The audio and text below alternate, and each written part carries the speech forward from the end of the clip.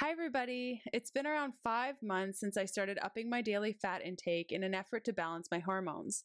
Little did I know that this small shift was going to lead to an 180-degree change in the way that I perceive food, health, and nutrition. Never in a million years did I think I would be an advocate of high-fat living, but here I am. The cravings that plague me are a thing of the past. My blood sugar is stable. I can go hours without eating and not want to punch somebody in the mouth. And my digestion is totally rock star. Many of us subscribe to the healthy, in air quotes, high carbohydrate approach to whole foods living. We opt for whole grains, prepare glorious fruit bowls. We pile up our plates with copious amounts of vegetables. We say hell yes to the fresh pressed juices, glorious dried fruits, and more, thinking that we're doing our bodies right. But we still are dealing with health issues. We don't feel our best. We're craving things. We have issues with PCOS, painful menstruation, and infertility, and more. So we really owe it to ourselves to do something different. That different for me was adopting a higher fat, lower carbohydrate eating style. Myra, our guest today, has done the very same thing, shifting from the high carb whole food approach to a life filled with glorious fats. She's here to share her ketogenic experience with us, how she shifted from primarily plant-based whole foods lifestyle to keto, and how she develops recipes, stays motivated, and more. Myra Mingo is a health advocate and blogger at the Happy Health Freak.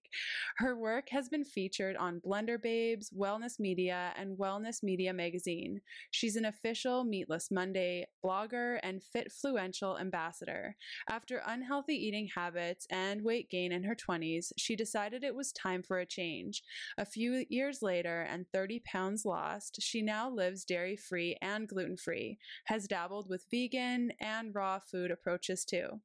Her love of food and nutrition has encouraged Myra to learn more, and she plans to obtain her RHN, Registered Holistic Nutritionist certification from Canadian School of Natural Nutrition, the same school that I went to, in the near future. So thrilled to have you here today, Myra. Thank you so much. What a lovely introduction. I'm super happy to be here. I appreciate it. I'm so stoked to have you here too. So I have like a bunch of questions, and so I'd love to just jump right into it. Are you ready? Absolutely. Yeah, sure thing.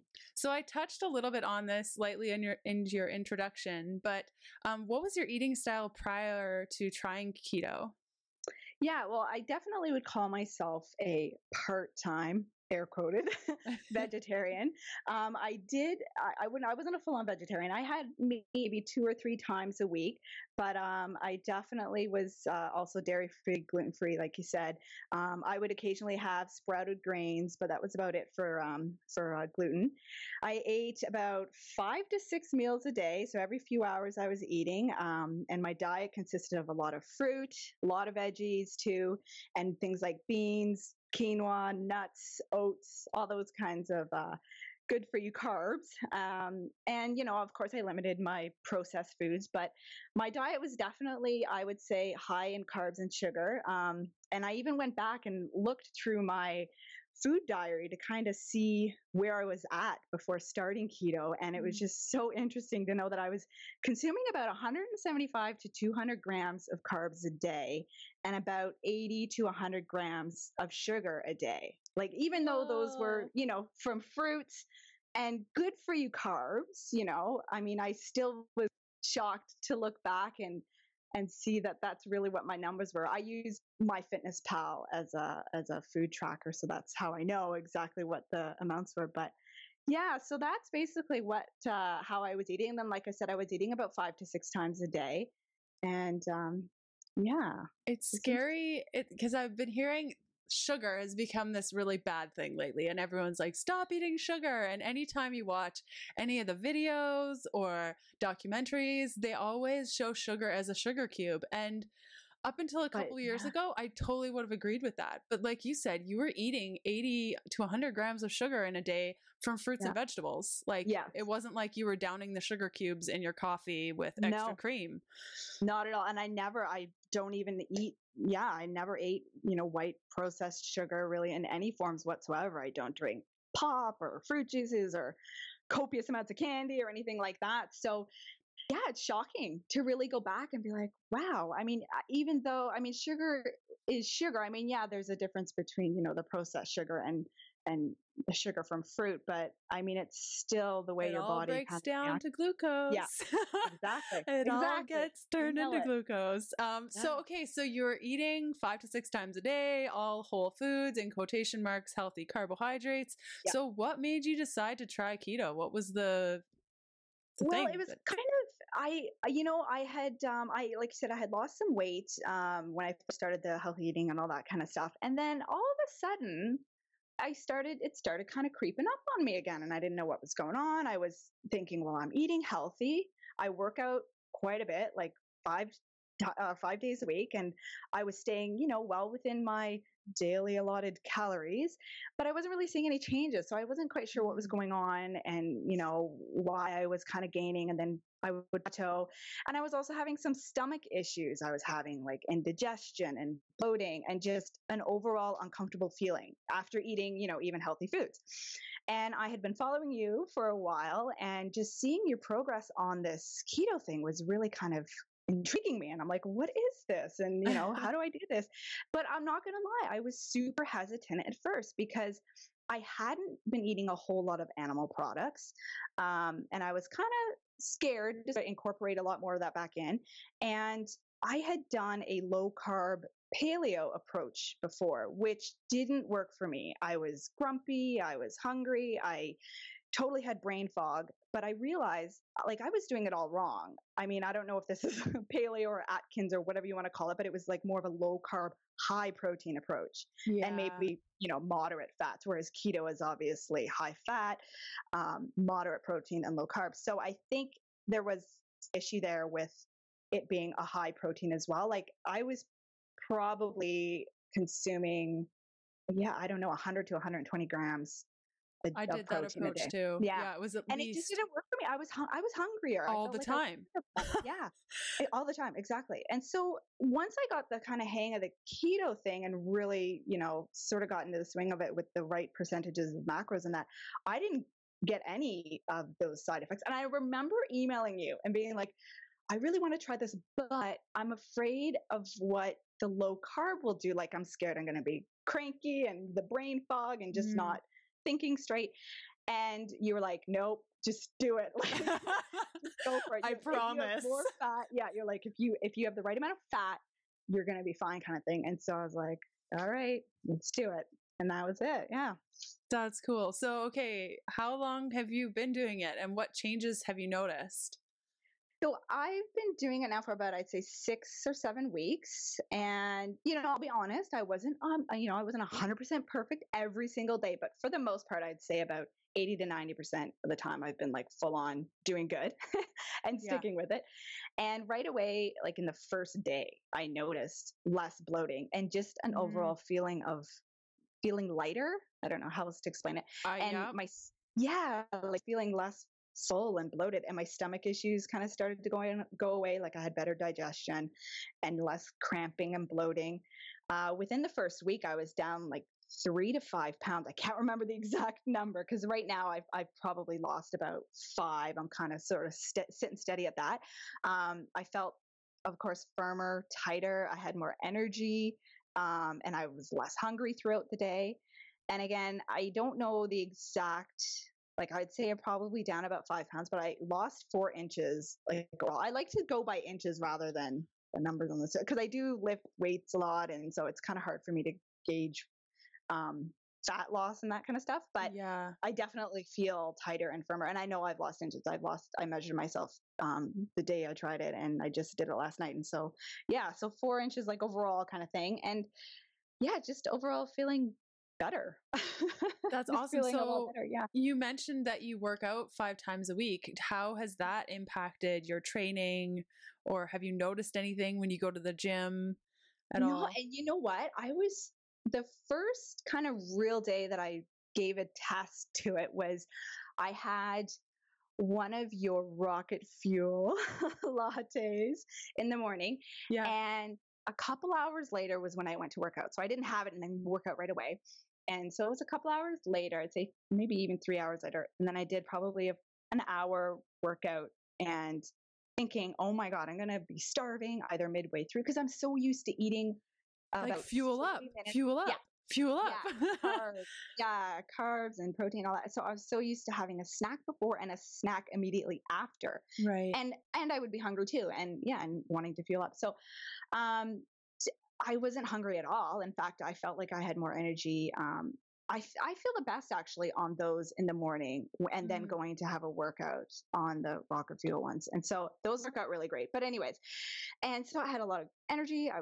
Got through the workout great. And even then when I came home, I wasn't like starving and thinking I needed to eat right away. And I even held off for a little bit, and then I had my lunch kind of thing. So yeah, it's been fine. And during the week, that's kind of my schedule on the weekend, but during the week I work out, right after work. And so I might, like, I'll have my lunch and then I might have a fat bomb or something an hour before I go to work out. And that's totally enough, to get me through. Again, I'm not like starving to have something. So for people that don't know, for people that don't know what a fat bomb is, you've now changed, from before a workout, when you're eating a high carbohydrate eating style, you carb up, you have a carbohydrate snack, then you work out. But you're saying that I had a high fat snack before I worked out, like high fat, like over 20 grams of fat in my body before workout. Cool. Okay. Yeah. Yeah. And like, I feel like what I notice the most, I think, is the energy. Like it really kind of, I don't feel lagging or tired or anything. Like, everybody has those days where you're just kind of blah, I don't want to be here. But no, it definitely, it helps. If anything, I feel better during the workouts. So yeah, I've definitely noticed a difference. And I'm still trying to play around with how it's going to work with muscle gain. Like I'm not kind of at a weird stage with my workouts right now, if I'm wanting to gain muscle or just kind of, trim down sort of thing. So, but I haven't noticed any muscle loss, that's for sure. So totally. Yeah. And I think a lot of people, I know myself included, I always thought the protein had to be so much higher than it was. But when I started tracking what my blood sugar did when I was eating, like you said, 100, 120 grams of protein, the reason we were hungry eating that much is because that protein is broken down into glucose too. So it spikes our blood sugar and then makes us hungry. So it's really interesting to see that we really don't need that much protein in order to maintain, like my protein is anywhere between 60 to 70 grams a day, give or take.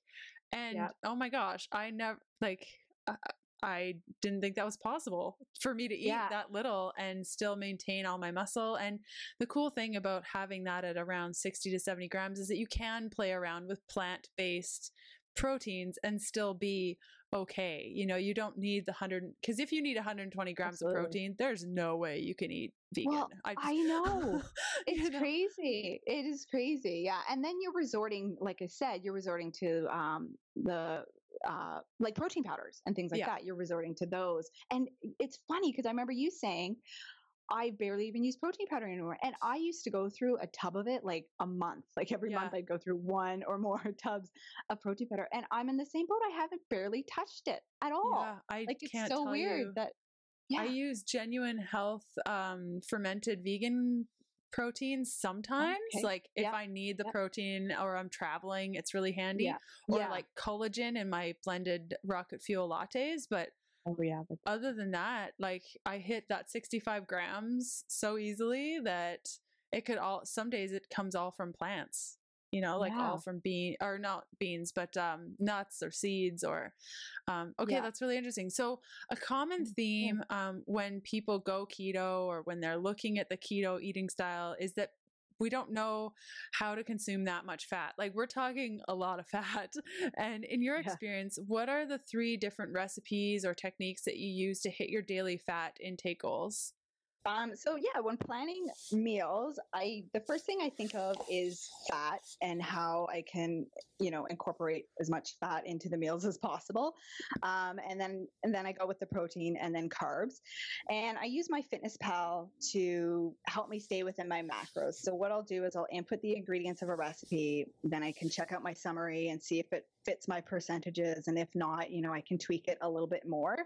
I use things like, easy things like MCT oil, which are awesome for salad dressings, or just kind of throwing them on your veggies, or just, drizzling them on, adding them into things that are, pretty simple to do. And bacon grease is another one. Bacon grease I use a lot. I've said to save it and store it and cook with it. And I use that in place of olive oil for cooking, because I find that it just adds more flavor, and it's more fun to use. You know what? I make chocolates out of bacon grease, and it's pretty fabulous. Oh, I'm gonna have to try that. Yeah, it's not for everybody, but it's like, I've had bacon chocolate before, like people who've done like the bacon chocolate salted bacon thing. Yeah, this is like a step beyond. This is like the keto friendly chocolate. Awesome. You just mix bacon grease with cacao powder. If you want a touch of stevia, some salt, some vanilla, oh my gosh, it's good. Awesome. Actually, my next thing I'm going to be doing is making my own lard. So I'm going to render my own lard from pork fat, essentially. So I I'm going to touch on this maybe in the next question. We have an awesome grocery store here with a butcher, and I basically just call him and say, "Do you have this?" And he's like, "Yeah." And how much, or when can I get it in? And it's always, within a couple of days sort of thing. So he's going to get some good leaf fat for me, and I can make my own lard, because I want to make a Christmas recipe of my mom's famous tortilla, which is a meat pie, but I want to make my own low carb pie crust. Yeah. So, and of course, one of the recipes is good old lard. And I'm like, I don't think I'm going to buy a tub of Crisco. I want to make my own. And so, so I'm kind of excited to try that. So again, I think that's kind of touching on my next little tip here, was just to be creative and not be afraid to think outside the box. And the first hurdle is obviously getting used to adding more fat, and that it's okay to have more fat. And we're so used to thinking that fat's the enemy, that once you can wrap your head around it, it's totally a game changer. And you just have to change your way, changing your way of eating requires new skills and new foods and an open mind. So I never thought I would ever be making my own lard. I know, like I rendered my own suet the other day, which is very similar to lard, but beef based. And it's so great for recipes. Like you put that on a spoon, even at room temperature, it'll harden. Like it is like coconut oil on crack. This stuff is so hard and so perfect for desserts. And I never thought in a million years that I'd be sitting cutting up pieces of fat and rendering it. Yeah. Like what? So yeah, I know, it's crazy. So again, you just have to start thinking in a different way. And the internet's your friend. There are so many awesome resources out there and great ideas. And when in doubt, you just Google it or whatever, you'll find it somehow. So, and yeah, I'm super excited to try that next time. But so when in doubt, my whole thing is like, just when in doubt, add more fat, add some MCT oil, or add some nuts, or add, like it's easy to just kind of like, again, I'm trying to get used to having, like tonight for dinner, I just came home and whipped up a really quick salad, and I just made a dressing with MCT oil and some tahini and some nutritional yeast. And it's, it's like a 200 or 150 calorie salad dressing right there sort of thing. Yeah. And I'm so used to being like, oh, oil-free dressing, or, blending. I used to make something out of like oranges and apple cider vinegar, and there'd be zero oil, zero fat. So it's going from that frame of mind to being like, it's okay to have 150, 200 calorie salad dressing on your dinner, because that's how you're going to hit your fats, when you're having something so low in calories like greens and salad, which you need, which are good for you, but you got to counterbalance that with a whole pile of fat. Totally. I think the other day, I can't remember what I was doing, but I almost forgot my eating style for a second, and I freaked out when I saw the fat content of something. Like it was something like 25 grams. I was like, oh my gosh. And I put it down, and then I was like, no, wait a minute. That's okay. Like it takes a while for the reprogramming of your mind. And I can say, and I'm sure you would agree, this is the first time that I felt this calm with my eating style. lifestyle and just the freedom that comes along with not having to eat every 2 hours. And, that open mind, it does, like we were talking before our call, it does take new techniques, like you said, but internet's your friend. And I think just having that open mind and understanding that you no longer have to add water to your salad dressing to make it spread longer without the oil is a really cool feeling. Yeah, absolutely. Yeah, definitely. It's once you can kind of, like I said, wrap your head around that, it's just a game changer. Totally. So you say, say I have an eating style that's very similar to the way that yours was, and I want to dabble in a high fat eating style. Can you share maybe 3 tips on making the transition from that high carb, healthy in quotation marks, to more high fat, ketogenic awesome? Yeah, absolutely. Ketogenic awesome. I love it. So the biggest thing for me was, again, incorporating more animal products. So if I was going to eat more meat, I wanted it to be organic and local if possible. And you know what? Yeah, you're going to be spending a bit more money, but it'll be worth it. And again, we said you're not eating as much, so you're going to spread that out a little bit longer, so it'll last longer. And just to source out high quality organic meats, get to know your butcher. Don't be afraid to ask questions. And I said before that we're lucky enough to have a really awesome local grocery store. We live in this little Italian-based community, and this grocery store is phenomenal. Like, I remember my parents coming to visit from Ontario, and they were just blown away by the things they had here and our butcher department, and they're just awesome. So you can ask them for literally anything, and they can bring it in. I mean, they usually have most of these things anyways, like, uncured bacon and local grass-fed meat. And wow. And so when I asked them about getting the leaf fat to make my own lard, they were like, yeah, no problem, 89 cents a pound or something like that. So they're awesome. And even if it's a conventional or a chain grocery store that is all that you have, I think it's worth going to the butcher department and asking. Don't be afraid to ask questions. Go during the day, because I've figured out that the butchers are only there during the day. Yeah. And ask for, like, the head butcher or whoever's there, and they'll either be able to get, at least get the right cuts of meat for you, or you never know, they can even special order stuff for you as well. So you never know until you ask. And I think it's a good opportunity to source out local farmers if you're not already. Like, if you don't know, if you have, maybe a beef farmers down the road that you didn't even know about. So it's a great time to sort of source them out as well. And that way, you're buying local and you're getting good products. So that was a big thing for me, that, if I'm going to eat more meat, I really want to make it good, high quality meat. So totally.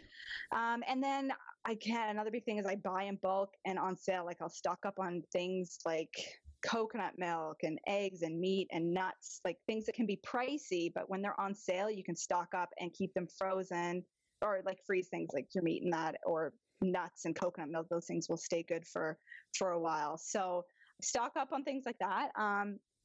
Another thing is it's starting to kind of learn to listen to your body. Going from, eating 6 meals a day to 3 meals a day. I mean, it's still a work in progress. I'm starting to get used to not eating every few hours, just to keep my metabolism up, which is what I used to be doing, which is what I was always told, eat every 2 to 3 hours or your metabolism is going to be shot.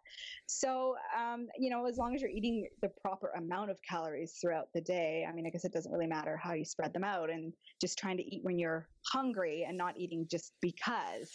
And so, yeah, the great thing about a high fat diet is when it's done properly, it'll keep you full and satisfied longer, and you won't be reaching for that snack in a couple hours that, a high carb, high protein diet kind of does for you. So yeah, I mean, I guess just, listening to your body is another big thing, and getting in tune to that. Totally. I find with helping so many clients through the ketogenic experience and working one-on-one with so many different women across the globe, something that I'm finding time and time again is that hurdle of, I'm just not hungry, therefore I don't eat ? Like, it's that whole like, oh, really? Oh, okay. My body has had enough. And that experience in itself almost sets the stage for learning and discovering so much more about yourself.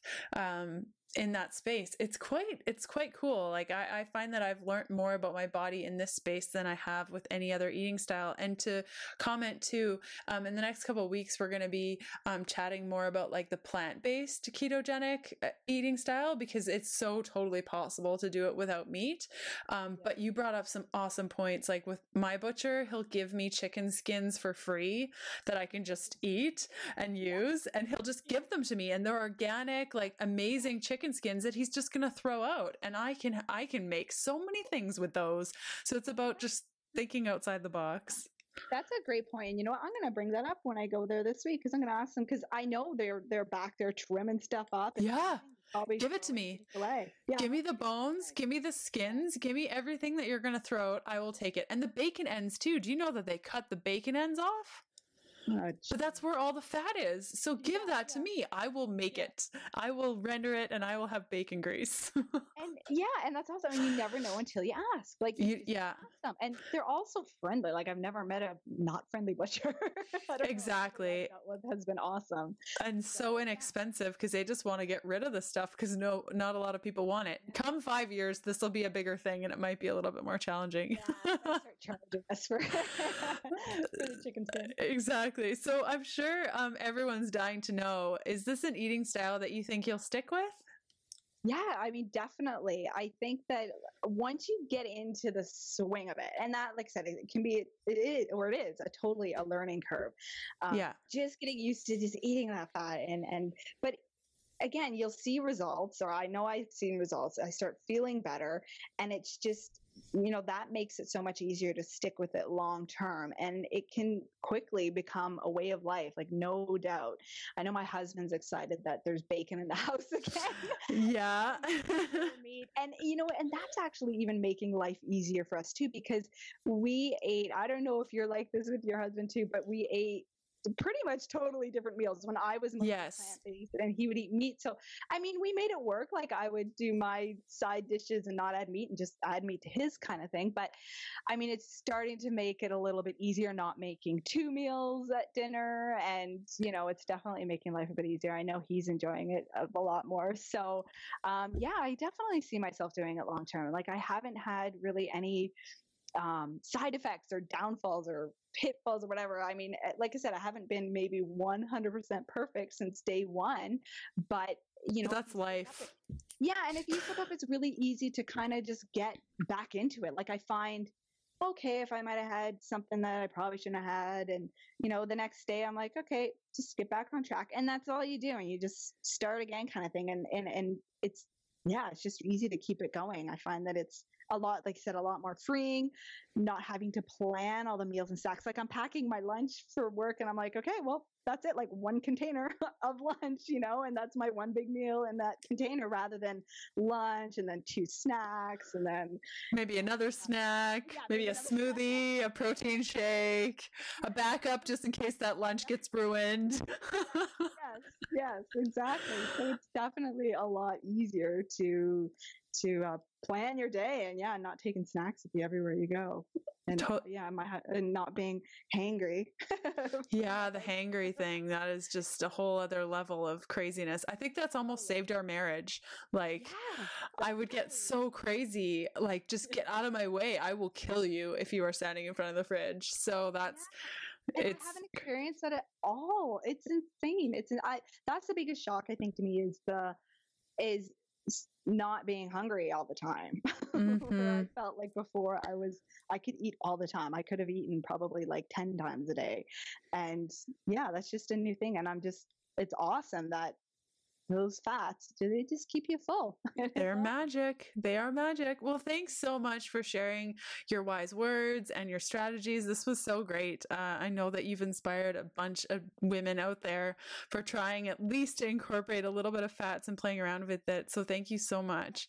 Thank you. Thank you for having me. Yeah. So for listeners that want to check out Myra's delicious high fat recipes, head on over to thehappyhealthfreak.com. She's posting new recipes. It feels like all the time that are so cool. Yeah. So thanks again, and we'll see you next time.